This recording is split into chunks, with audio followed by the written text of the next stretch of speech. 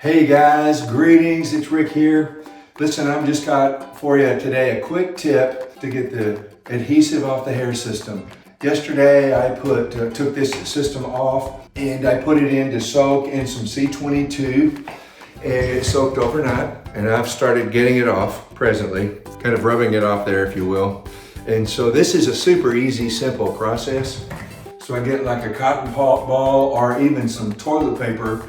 If that works for you, that'll work as well. And I just start very gently rubbing that adhesive.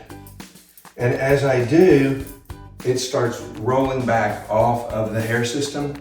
And there are occasions it wants to get off into the hair itself. And if it does, just take a comb and right then I just start combing it out.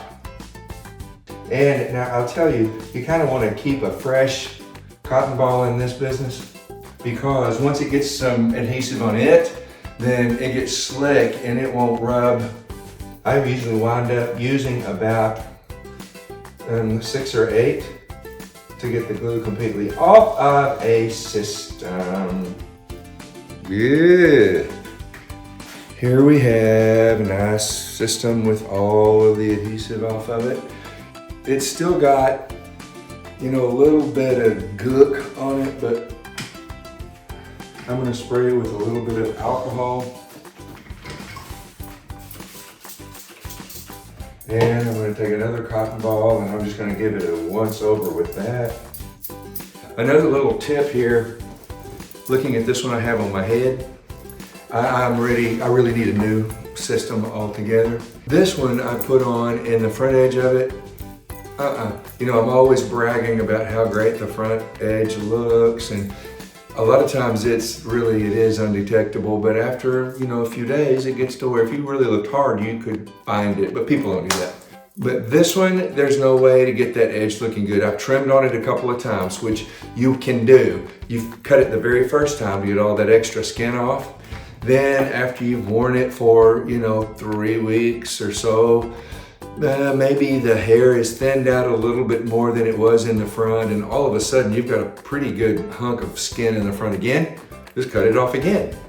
And then I just kind of slide things forward so I don't increase the height of my forehead. I almost said 5 head, it's a 12 head. And then I just did that again. And so when you do it, when I do it about the 3rd time, then I'm up into where the hair was, which means the skin on the system is thicker right there. And so it's harder to get an undetectable hairline, but not to fret. Because the trick then is that I just over direct this front a little bit. You see this hair's not going straight back. I'll get up close so you can see what I'm talking about with the hairline. And you see how this comes down and goes back. So you can't see it, can't see the hairline. And still great looking hair. So I put it in there and then I go bloop, back it up. Put it in there to brush it back and then whoop, back it down. So it's making this hair come down and go back. And it does this. So yeah, this system was really straight, and so I made an error. Imagine that, live and learn. Because I like for it to have a little bit of body in it, I really like a system with a body wave a lot better. So I have a round brush, and I tried to wrap that hair around the round brush and drying it. Well, I scorched it a bit. So it was a lot longer than this, real retro kind of comb over kind of thing. So I had to cut quite a bit of it off, and it's okay now. I can get by with it, and I'm still gonna wear it. Peace out, happy hair days, woohoo! It's all good, peace.